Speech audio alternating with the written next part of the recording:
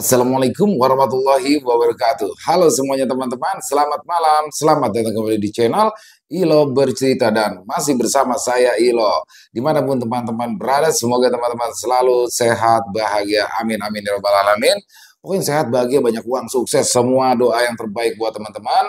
Dan berkesempatan yang baik ini kami akan membawakan satu kisah dari penulis favorit kita semua, yaitu Kenanga Kenasi. Oh, kisah dari Kalimantan selalu menarik untuk disimak.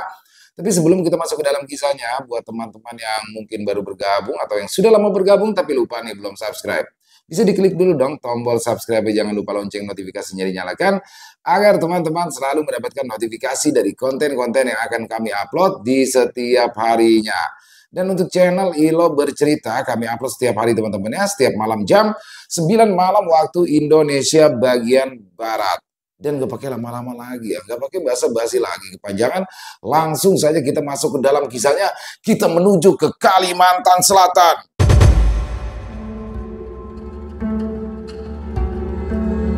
Kisah keluarga kecil Daniel di tanah Banjar.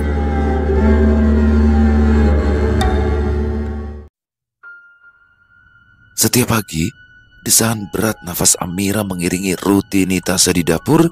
Dia berdiri memegang gagang wajan, menggoreng tempe dengan pandangan kosong di sudut dapur.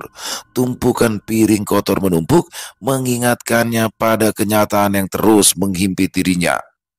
Sudah setahun lebih, Daniel, suaminya, tidak bekerja. Saat ini, Amira bisa mendengar suara tawa yang bergaung dari ruang tengah tempat Daniel menghabiskan hari-harinya. Amira mematikan kompor dan meletakkan tempe di atas piring. Tangannya dengan gerakan cepat mengelap keringat di dahi. Dia berjalan menuju ruang tengah dengan langkah gontai, hanya untuk melihat suaminya lagi-lagi sedang bersantai di depan televisi. Mata Daniel terpaku pada layar, menonton acara sepak bola yang seakan tidak pernah usai. Kaos oblong yang sudah pudar warnanya melekat di tubuh Daniel, sedangkan tubuhnya setengah terbaring di atas sofa yang empuk. Sebuah cangkir kopi setengah penuh tergeletak di atas meja. Amira berdiri di dekat pintu, memperhatikan suaminya dengan tatapan kesal. Dalam hati, dia sudah berkali-kali memikirkan hal ini, tetapi lagi-lagi lidahnya keluh. Namun pagi itu entah kenapa, perasaan kesalnya meluap. "Kak Daniel," Amira akhirnya membuka suara dengan nada datar. Daniel menoleh sekilas, lalu kembali fokus pada layar televisi. "Ya, kenapa?" jawabnya santai, tanpa mengalihkan pandangannya dari pertandingan yang sedang seru. Amira menarik nafas panjang, mencoba menahan nada suaranya agar tidak meledak. Sudah setahun lebih Pian di PHK, tapi Pian belum juga mencari pekerjaan yang baru. Sampai kapan Pian mau begini terus? Daniel mendengus kecil. Soal pertanyaan itu sudah sering dia dengar dan sudah terlalu biasa untuk dipikirkan. "Santai aja Pak Mir. Nanti kalau ada rezeki pasti ada jalannya. Ikam tahu, aku sudah sering mengirim lamaran, tapi belum ada yang lolos," jawabnya enteng sambil mengangkat cangkir kopi dan menyesapnya sedikit. "Tapi gawian Pian setiap hari cuma menonton TV atau berdudukan di warung kopi." Amira menekankan kata-katanya karena frustasi.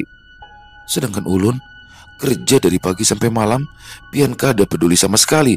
Suara televisi yang berisik seakan menambah panas suasana. Daniel mengangkat bahu, sama sekali tidak terpengaruh oleh omelan istrinya. "Ya, terus aku harus kayak apa?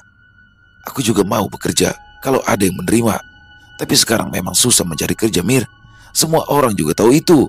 Amira menatap suaminya dengan kecewa. Ia merasa tidak ada gunanya berdebat lebih lanjut. Setiap hari dia semakin lelah dalam keadaan ini. Tanpa berkata apa-apa lagi, Amira kembali ke dapur, menahan perasaan campur aduk di dadanya. Di luar, sinar matahari mulai meninggi. Setelah sarapan seadanya, Daniel mengangkat tubuhnya dari sofa dengan malas. Dia menyabar topi yang tergantung di dekat pintu dan menyelipkan rokok di belakang telinga. Dengan gerakan lamban, dia melangkah keluar rumah, berjalan menuju warung kopi di ujung gang. Warung itu sudah seperti rumah keduanya. Di sana, ia bertemu dengan beberapa lelaki lain yang juga sering menongkrong tanpa pekerjaan tetap. Begitu sampai, pemilik warung, Amang Udin sudah menyiapkan kopi hitam yang selalu Daniel pesan. Daniel menyulut rokoknya dan duduk di bangku kayu yang usang, matanya menyapu seluruh isi warung. "Kayak apa, Nil? Apa ada kabar baik?" tanya Amang Udin sambil menyeka meja dengan lap basah. Dani menggeleng pelan. "Belum, Mang. Masih belum ada panggilan." "Tambah ngali, wah ini." Amang Udin mengangguk penuh pengertian. "Benar, wah ini memang serba susah. Tapi Ika masih beruntung. Amira itu masih sabar. Coba kalau yang lain, pasti sudah ditinggal bini."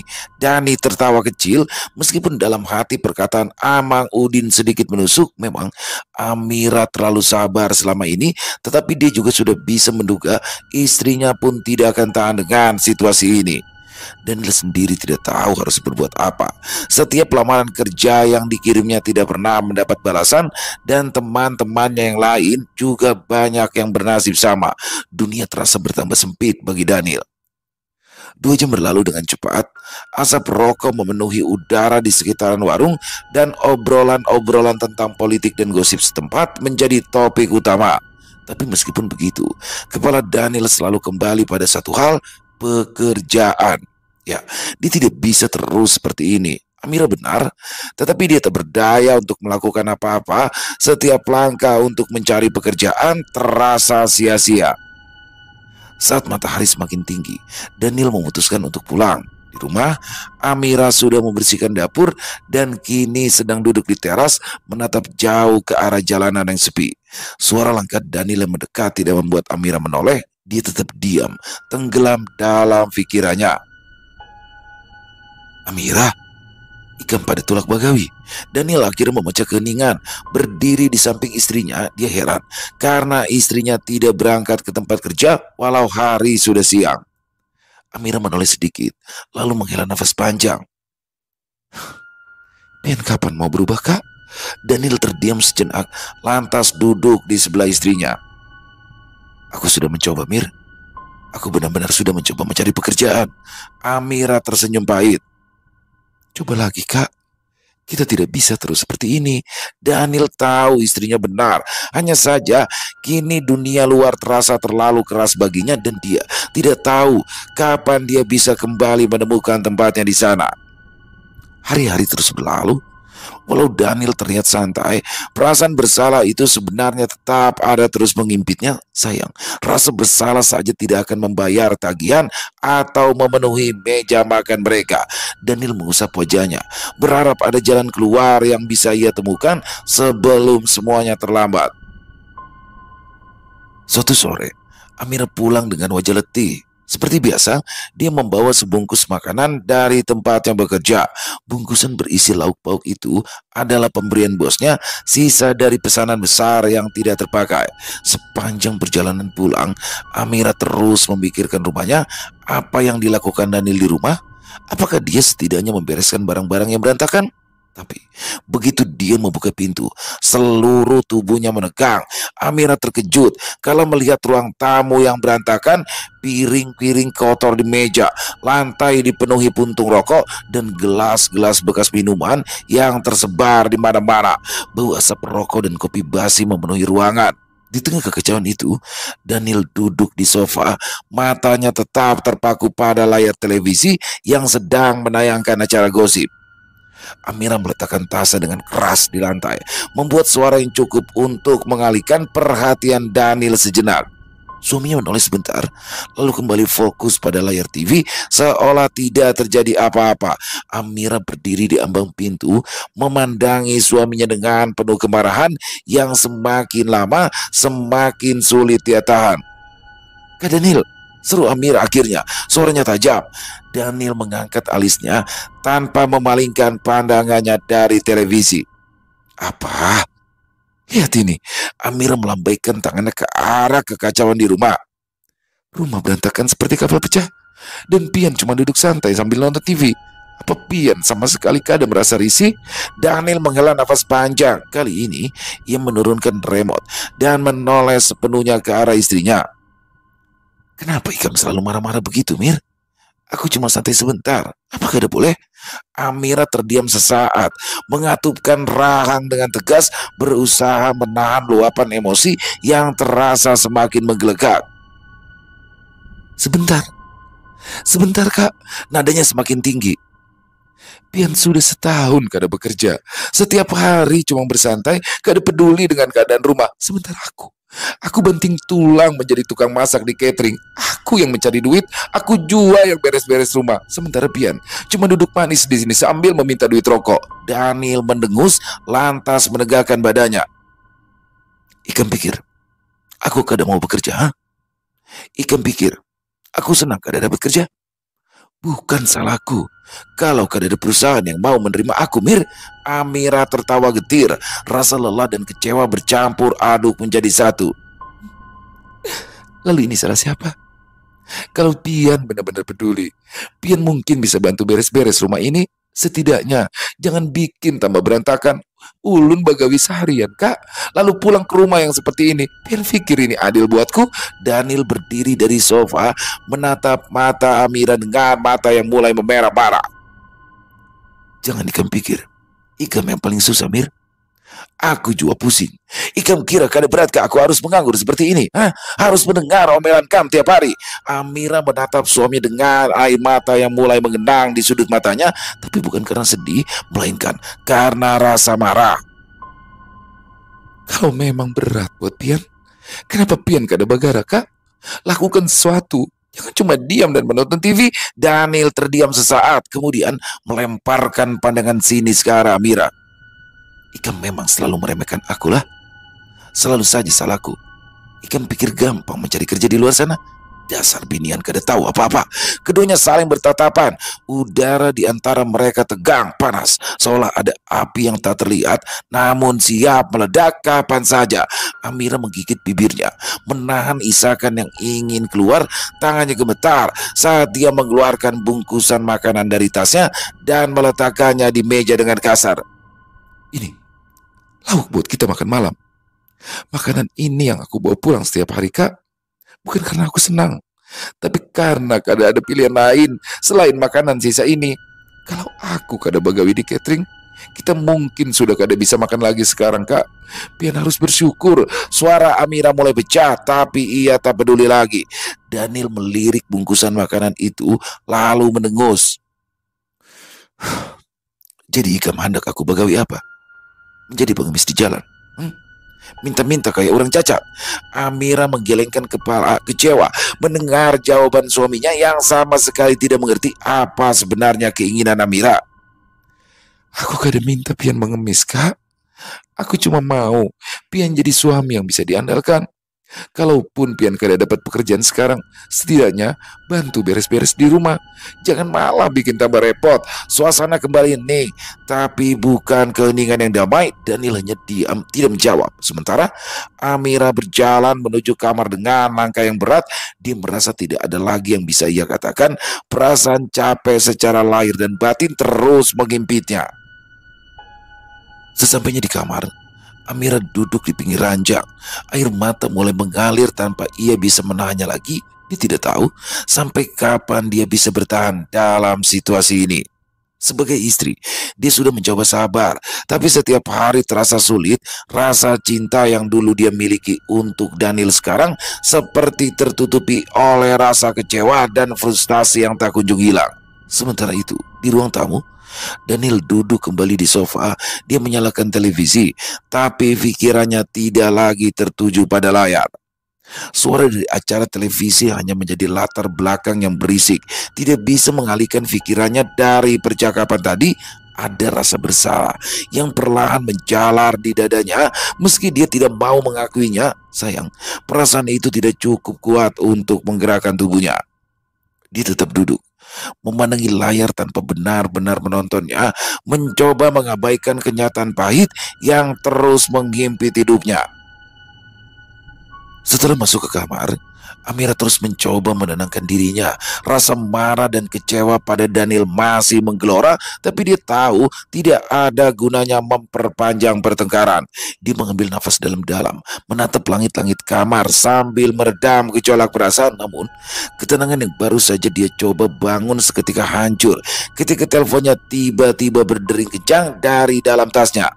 Amira segera meraih ponselnya. Melihat nama kakaknya di layar handphone, perasaannya langsung tidak enak. Jam segini, kakaknya jarang sekali menelpon. Halo kak, Amira menyapa dengan nada ragu. Suara di seberang sana terdengar panik. Amira, mama kecelakaan. Barusan saja, sekarang sudah dibawa ke rumah sakit. Dada Amira seolah terhantam keras. Apa? Kecelakaan? Bagaimana bisa? Kami juga baru tahu, ibu tadi terpleset di tangga, kepalanya terbentur keras, kondisinya cukup parah, dan sekarang sudah dibawa ke rumah sakit. Ikam harus pulang secepatnya. Amira terdiam, otaknya seakan berhenti bekerja. Dia mencoba memproses informasi itu dalam kesadarannya yang dipenuhi oleh kecemasan. Ibunya yang selalu sehat dan kuat kini terbaring di rumah sakit. Amira tidak bisa membayangkan bagaimana keadaan ibunya saat ini. Kak, aku segera pulih. Amir berkata dengan suara serak, berusaha tetap tenang meski hatinya diliputi kekhawatiran. Dia menutup telepon dengan tangan gemetar. Amira keluar dari kamar, matanya langsung tertuju pada sosok Daniel yang masih duduk di sofa, tetap asyik menonton televisi. Suaminya bahkan tidak sadar betapa gawat situasinya. Rasa jengkel kembali muncul, tapi kali ini Amira harus menahan diri. Kak Daniel, suara Amira terdengar tegang namun pelan. Aku harus pulang ke kampung. Mama kecelakaan. Sidin sekarang ada di rumah sakit. Daniel menoleh dengan wajah malas, lalu kembali fokus ke layar televisi. Kecelakaan? Kenapa bisa? Mama terpleset di tangga. Kepalanya terbentur. Kondisi Sidin parah, Jar. Kakak, aku harus segera pulang mengurus mama. Amira mencoba menjelaskan dengan cepat, berharap Daniel bisa mengerti situasinya. Daniel mendengus. Ya terus, aku kayak apa? Anak kita masih sekolah setiap hari. Ika mau pergi begitu saja? Amira memandang Daniel dengan rasa frustasi. Aku tahu, Kak. Tapi ini mama. Sidin butuh aku sekarang. Tolong, biarkan aku pulang. Sementara Pian menjaga rumah, Wan mengurus anak kita. Daniel terdiam sejenak, lalu menyandarkan tubuhnya ke sofa. Jadi, aku yang harus tinggal di rumah mengurus semuanya. Iya, Kak, kata Amira dengan tegas. Aku kada minta banyak. Cuma beberapa hari diizinkan balik kampung. Daniel melirik Amira, terlihat masih enggan. Ya sudah, tapi jangan lama-lama. Aku kada mau pusing sendirian di sini. Dia menggerutu, menekankan keluhannya, tapi tetap setuju. Amira menghela nafas lega, meskipun sikap Daniel tetap menjebalkan. Terima kasih, Kak. Aku akan segera berangkat. Amira bergegas masuk ke kamar lagi, menyiapkan pakaian dan beberapa barang penting yang akan dia bawa. Waktu terasa begitu cepat berlalu ketika dia sibuk mengemasi keperluannya. Di kepalanya hanya ada satu hal, ibunya. Seberapa parah luka yang dialami, apakah ibunya akan baik-baik saja? Setelah semua siap, Amira keluar dari dalam kamar. Dia melihat Daniel masih menonton televisi seolah-olah tidak terjadi apa-apa. Perasaan kesal kembali merayap, tapi dia tidak ingin memperpanjang masalah. Amira tahu dia butuh ketenangan untuk menghadapi situasi di rumah sakit nanti. Kak, aku berangkat dulu. Jangan lupa mengurus rumah lah, kata Amira mengingatkan sambil mengambil tasnya. Daniel hanya mengangguk tanpa menoleh. Iya, aku tahu. Hati-hati di jalan. Amira menatap Daniel sejenak, berharap ada sedikit empati dari suaminya, tapi tidak ada yang berubah. Daniel tetap saja dingin. Dengan berat hati, dia membuka pintu lalu melangkah keluar, meninggalkan rumah dengan perasaan kacau.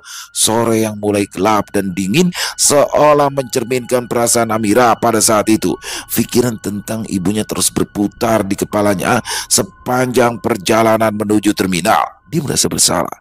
Sudah lama dia tidak pulang ke kampung karena sibuk bekerja. Kini, dalam keadaan genting seperti ini, baru ia punya alasan kuat untuk kembali. Sementara itu, Di rumah, Daniel tetap duduk di atas sofa. Setelah Amira pergi, dia menatap layar televisi tanpa benar-benar memperhatikan acara yang sedang ditayangkan. Pikirannya melayang pada percakapan tadi. Meski dia merasa jengkel karena harus ditinggal mengurus anak dan rumah sendirian, ada rasa tak nyaman yang perlahan mengganggu batinnya. Daniel menghela nafas berat, kemudian mengalihkan pandangannya ke ruangan yang berantakan. Puntung rokok berserakan di lantai, piring kotor menumpuk di meja. Rumah memang terlihat seperti tidak terurus sama sekali.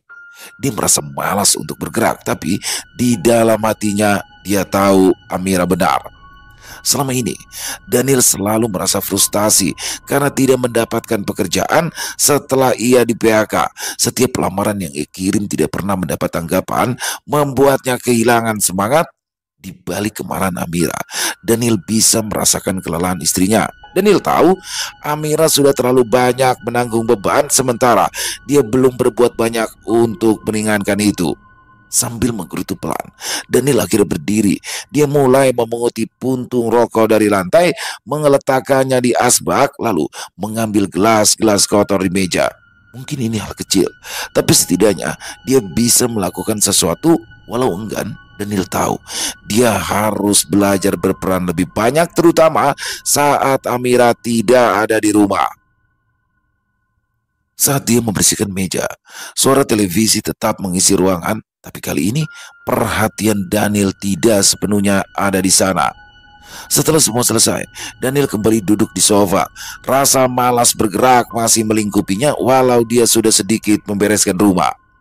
Sesaat dia menghela nafas, lalu bangkit untuk mematikan televisi. Dia ingin sedikit bersantai di kamar. Saat melangkah ke kamar, dia melihat sesuatu yang tergeletak di atas meja rias, ponsel Amira. Daniel mengerutkan dahi. Amira selalu membawa ponselnya kemanapun, tapi kali ini mungkin karena terburu-buru ia menjadi lupa. Sambil berdiri di tepi meja, Daniel menatap ponsel itu beberapa detik. Selama ini, dia tidak pernah tertarik untuk memeriksa urusan pribadi Amira. Dia tidak peduli karena merasa itu bukan urusannya. Akan tetapi kali ini, entah kenapa, rasa ingin tahu muncul tiba-tiba.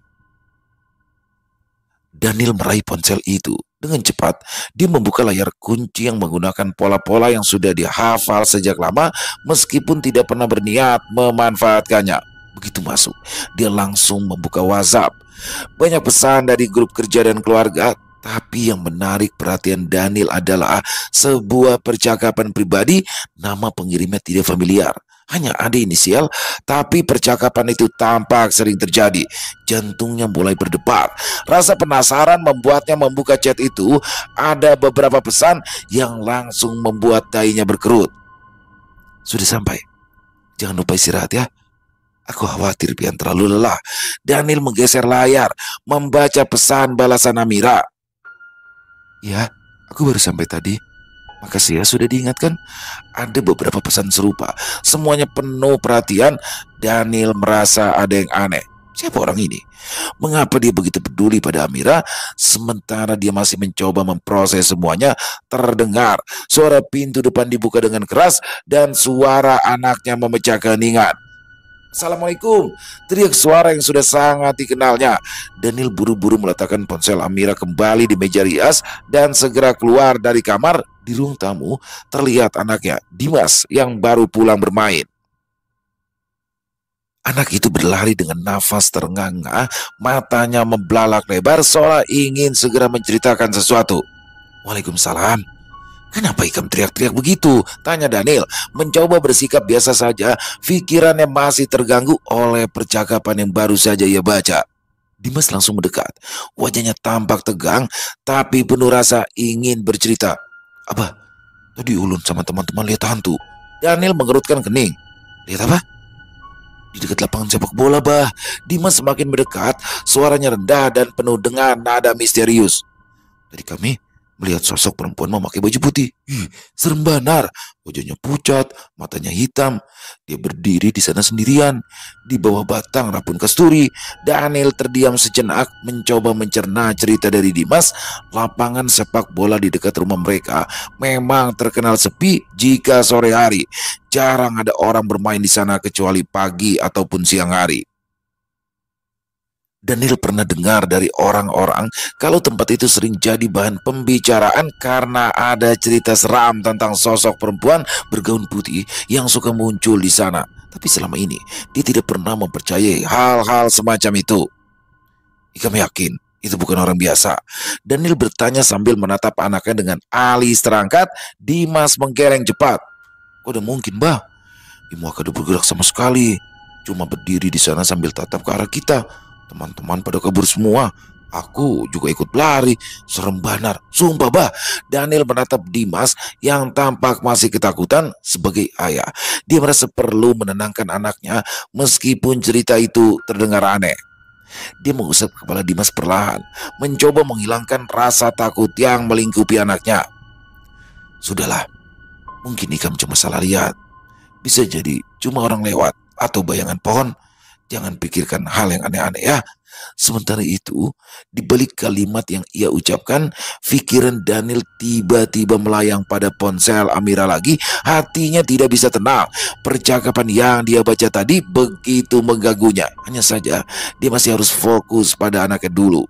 Dimas tampak kebingungan. Tapi boh, semua kawan Ulun juga melihat. Kami semua melihatnya. Kalau cuma Ulun, mungkin bisa salah lihat. Kami ini semuanya, kami lari bareng-bareng. Daniel menatap Dimas lebih serius kali ini. Ada rasa ingin menyangkal. Ekspresi anak yang membuat ragu, mungkin benar. Ada yang tidak beres di sana.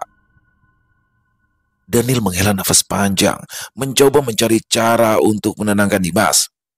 Baik, begini saja. Esok Abah ikut ke lapangan. Kalau memang ada apa-apa, kita lihat sama-sama. Tapi malam ini, Ikam tenang saja. Jangan terlalu takutan, lalu memikirkan hal yang aneh-aneh, oke? Dimas sudah sedikit tenang karena ayahnya mau mencari tahu juga. Benar, Bah. Abah ikut besok ya? Ya, besok Abah ikut menonton di sana sambil menunggu hantunya keluar ya. Jawab Daniel sambil tersenyum tipis. Dimas akhirnya mengangguk pelan. Ia tampak lebih lega. Makasih ya, Bah. Daniel mengusap kepala anaknya sekali lagi. Sebelum mengantarkannya ke kamar mandi untuk membersihkan badan, dia juga menceritakan kepergian Amira ke kampung halaman. Di malam harinya, setelah memastikan Dimas sudah tenang dan terlelap, Daniel kembali ke kamar tidur. Di sana, ponsel Amira masih tergeletak di atas meja rias, seolah menunggu untuk kembali diambil. Daniel duduk di tepi ranjang, matanya kembali tertuju pada ponsel itu. Dia merasa dilema. Di satu sisi, dia tidak pernah ingin mencampuri urusan pribadi Amira, tapi di sisi lain, pesan yang dia baca tadi begitu mencurigakan. Siapa orang yang selalu mengkhawatirkan kondisi istrinya itu? Pikirannya berperang. Apakah dia harus membuka ponsel itu lagi dan melanjutkan membaca, ataukah lebih baik menunggu Amira pulang dan menanyakannya langsung? Namun, sebelum Daniel bisa mengambil keputusan, ponsel Amira tiba-tiba berbunyi lagi. Notifikasi panggilan dari WhatsApp muncul di layar. Dani terpaku sejenak, lalu tertawa geli. Sia-sia saja dirinya cemburu pada Amira. Ternyata yang sering mengirim pesan pribadi pada istrinya ternyata sesama perempuan juga. Daniel beralih membuka galeri, tersenyum melihat foto anaknya yang hampir memenuhi seluruh album. Keesokan paginya, Daniel bangun lebih awal dari biasanya. Suasana rumah terasa lebih sepi dari biasanya. Dimas untungnya tidak tampak ngambek ataupun protes ketika tahu ibunya harus pulang kampung. Meskipun masih anak-anak, Dimas cukup mengerti bahwa neneknya butuh perawatan lebih. Daniel menguap lebar dan melangkah keluar dari rumah. Pikirannya sedikit geli mengingat percakapan di ponsel Amira yang sempat dibacanya kemarin. Tapi dia mencoba mengesampingkan hal itu untuk sementara. Perutnya mulai berbunyi, menuntut sarapan. Hari ini dia memutuskan untuk membeli nasi kuning di warung dekat pasar, tempat yang biasa ia kunjungi pagi-pagi. Untungnya, Amira masih ingat meninggalkan uang belanja untuknya dan Dimas. Ketika sampai di sana, suasana warung yang biasanya hanya dipenuhi dengan obrolan ringan tentang harga barang dan kabar seputar kampung, kini terasa berbeda. Ada desas-desus yang membuat orang-orang berkumpul lebih ramai dari biasanya. Daniel, yang tadinya hanya ingin memesan sarapan, menjadi penasaran dengan topik yang sedang dibicarakan. Ada apa? Kenapa rame? Tanya Daniel kepada salah satu pelanggan yang sedang duduk di bangku panjang sambil menunggu giliran pesanannya. Lelaki itu sambil menyeruput kopi menoleh dan menjawab dengan suara serius. Ika belum dengar, Daniel. Uhai, Uhai hilang sejak semalam. Daniel mengernyitkan dahi. Uhai, siapa yang terakhir kali melihatnya? Katanya, dia terakhir kali dilihat tadi malam berjalan sendirian ke arah lapangan bola. Tambah lelaki yang lain sambil menyuapkan nasi kuning ke mulutnya. Daniel langsung teringat pada cerita Dimas kemarin sore. Sosok perempuan berbaju putih yang dilihat Dimas dan teman-temannya di dekat lapangan sepak bola. Jantungnya berdegup lebih cepat, mendorongnya untuk berbicara. Ngomong-ngomong soal lapangan bola, kata Daniel perlahan. Kemarin Dimas bercerita, dia dan teman-temannya melihat sesuatu di sana. Sosok perempuan berbaju putih, katanya. Mendengar ucapan Daniel, suasana di warung seketika berubah. Semua orang yang sedang makan atau mengobrol tiba-tiba terdiam dan memusatkan perhatian pada Daniel. Bahkan ibu warung yang sedang membungkus nasi kuning untuk pelanggan berhenti sejenak dan memasang telinga. Perempuan berbaju putih? Tanya salah seorang dari mereka. Suaranya penuh rasa ingin tahu. Anakmu benar melihat itu. Daniel mengangguk pelan, senang bahwa ucapannya sudah memancing kehebohan. Kini dia menjadi pusat perhatian. Ya, dia bercerita. Ada sosok perempuan berdiri di bawah pohon dekat lapangan. Pucat, katanya. Anak-anak langsung lari karena takut. Katanya dengan tenang. Salah seorang warga yang duduk di pojok warung langsung bereaksi. Jangan-jangan itu hantu baranak. Bisa jadi Uhai di bawah hantu baranak. Orang-orang yang mendengarnya langsung berbisik-bisik satu sama lain. Nama hantu baranak disebut-sebut. Dan sebagian besar dari mereka tampak setuju dengan teori itu. Hantu baranak adalah sosok hantu perempuan yang sering dikaitkan dengan penculikan anak-anak. Sosoknya menyerupai kuntilanak, tetapi memiliki payudara berukuran besar, rambutnya gimbal dan kotor. Mungkin Haka, kata lelaki tua yang duduk di sudut warung. Suaranya rendah tapi penuh keyakinan. Ikam semua tahu, pohon kasturi di pinggir lapangan itu berhantu. Daniel merasa bulu kuduknya meremang mendengar percakapan mereka. Selama ini, dia tidak terlalu percaya dengan cerita-cerita mistis semacam itu. Tapi kejadian yang dia alami kemarin, ditambah dengan berita hilangnya Uhai, membuat pikirannya mulai berubah. Lapangan bola di sana itu memang dari dulu sudah angker, sambung seorang perempuan yang baru datang.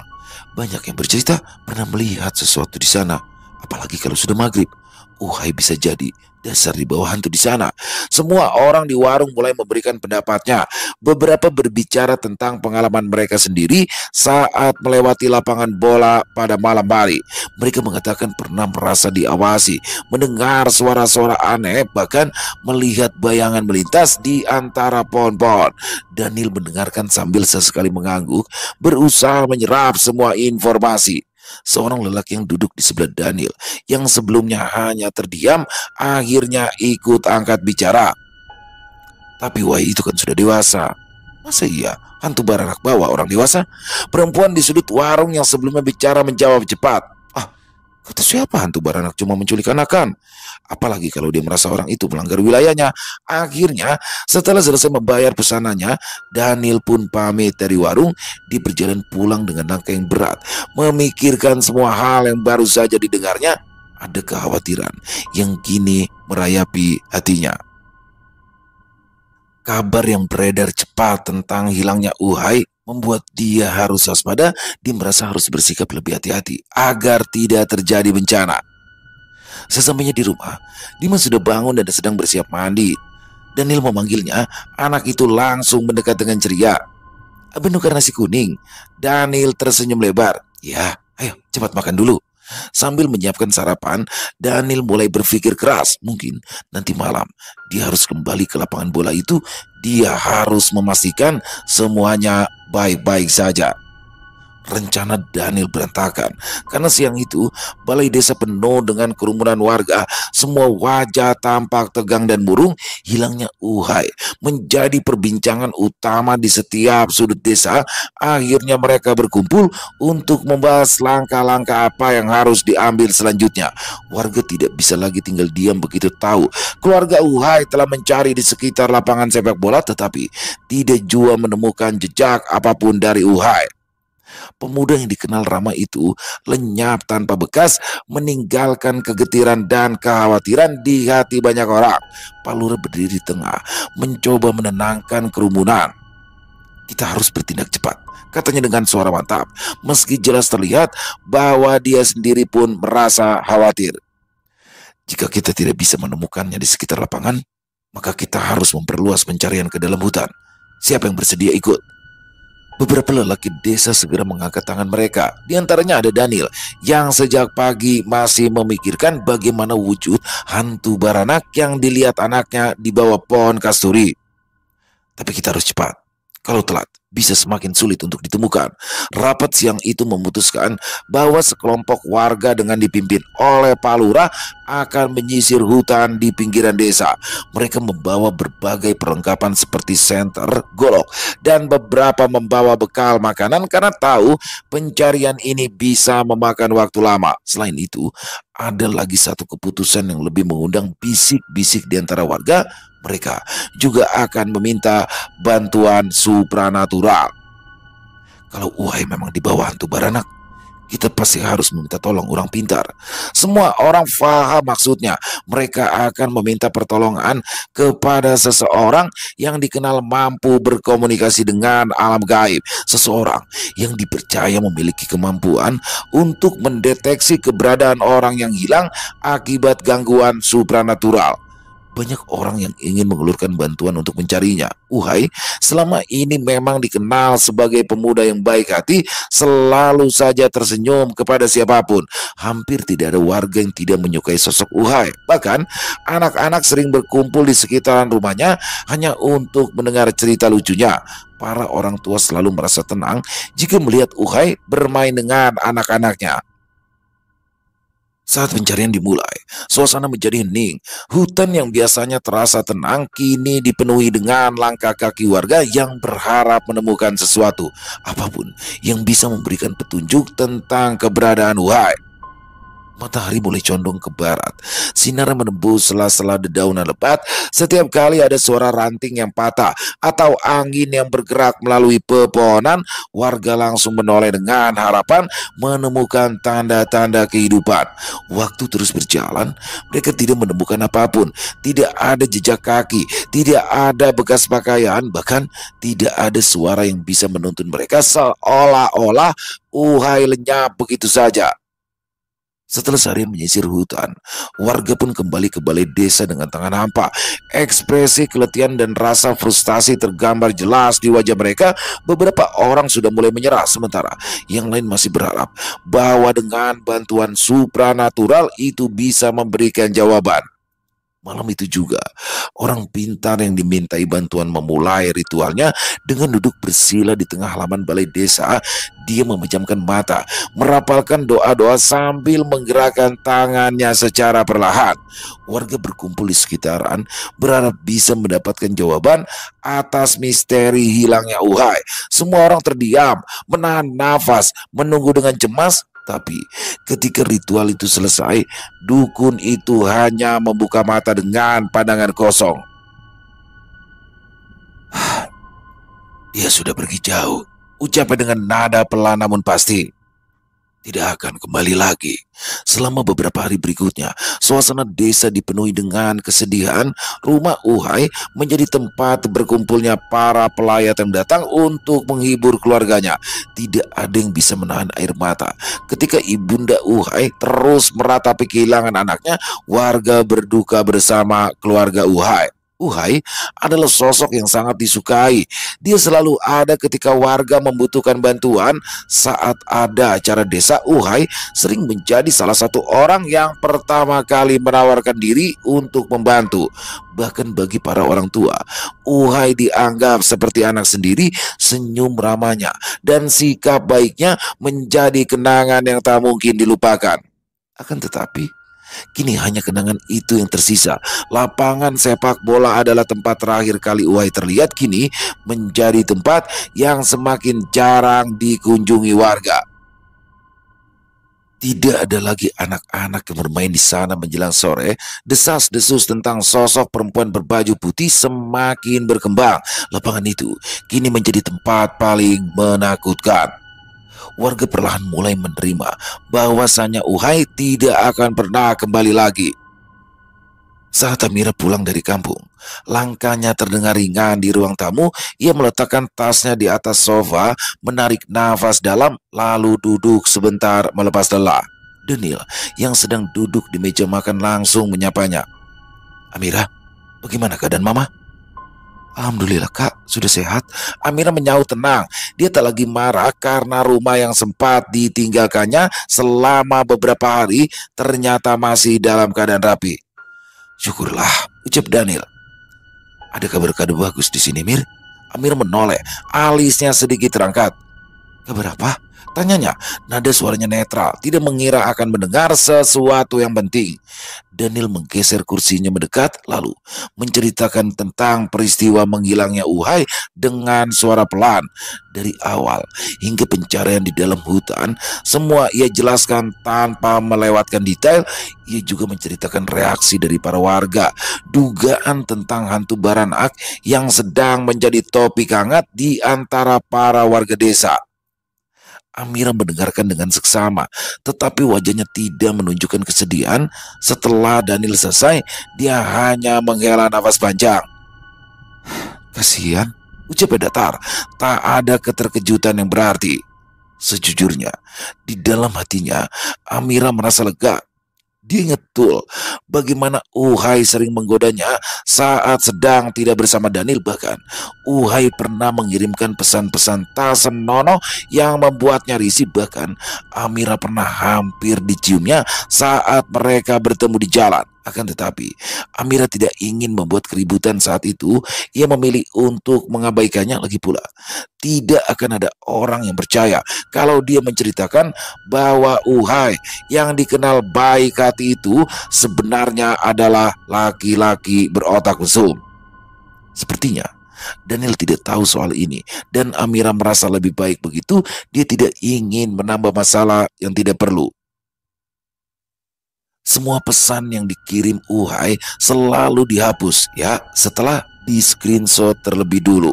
Amira hanya ingin berjaga-jaga jika suatu saat hal itu memang dibutuhkan. Tapi sepertinya kini Amira tak lagi membutuhkan seluruh screenshot pesan cabul dari Uhai itu. "Oh iya, ini handphone Kam tak tinggal." Setelah menceritakan semuanya, Daniel berdiri dari kursi. "Aku ke belakang dulu, hendak menyiram pohon mangga yang kutanam kemarin." Amira mengangguk. Ia lalu berdiri dan berjalan ke dalam kamarnya. Ia ingin beristirahat sebentar. Sementara itu, Daniel berjalan keluar menuju halaman belakang. Tanah di sekitar rumah mereka agak tandus, tapi Daniel tetap memutuskan untuk menanam pohon mangga beberapa hari yang lalu. Di tangan kirinya ada selang air yang mengalir deras dari ujungnya. Ia menyiram tanah di sekitaran pohon mangga itu dengan hati-hati, memastikan akar baru yang mulai tumbuh mendapat cukup asupan air.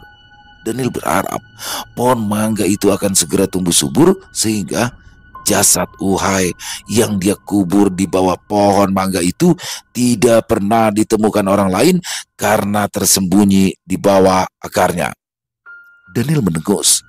Kalau saja dia tidak sempat membuka galeri di handphone Amira, Daniel tidak akan pernah tahu kalau Uhai terus mencoba merayu istrinya dengan kata-kata cabul. Selesai. Wow, luar biasa kenanga kinasi. Oh, plot twist yang aduh, ini saya suka banget deh model-model begini. Jadi ini tidak gantung teman-teman ya, tidak gantung dan ini memang seperti itu kisahnya genrenya dan saya suka terus terang saya suka dengan kisah seperti ini bagaimana diawali dengan masalah rumah tangga yang relate ya. Dalam relate kita banyak bisa melihat dalam kehidupan nyata ya.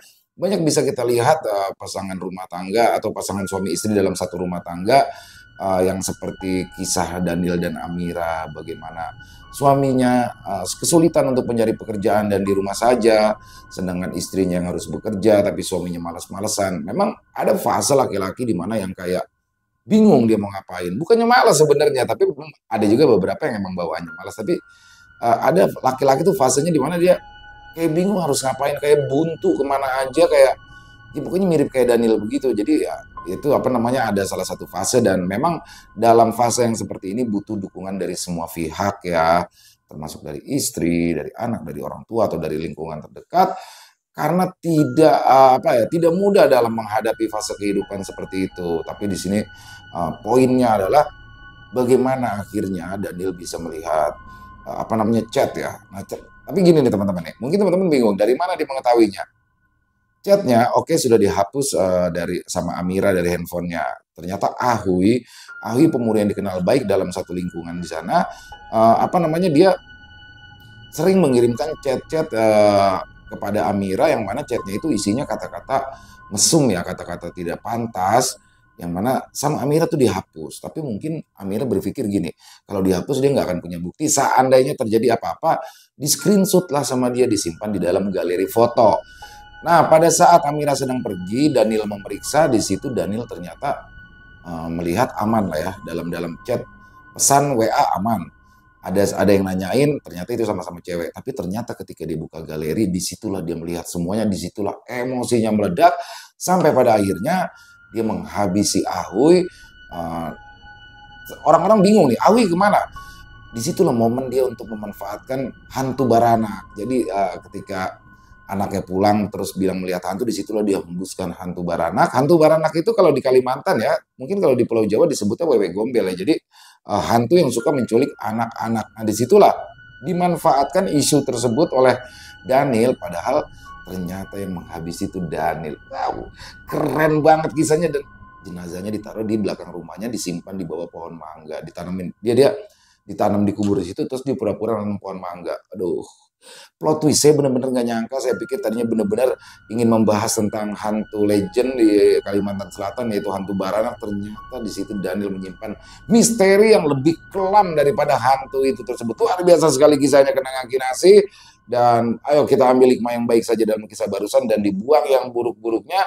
Ditunggu lagi untuk kenangan kinasi kisah-kisah terbaik selanjutnya.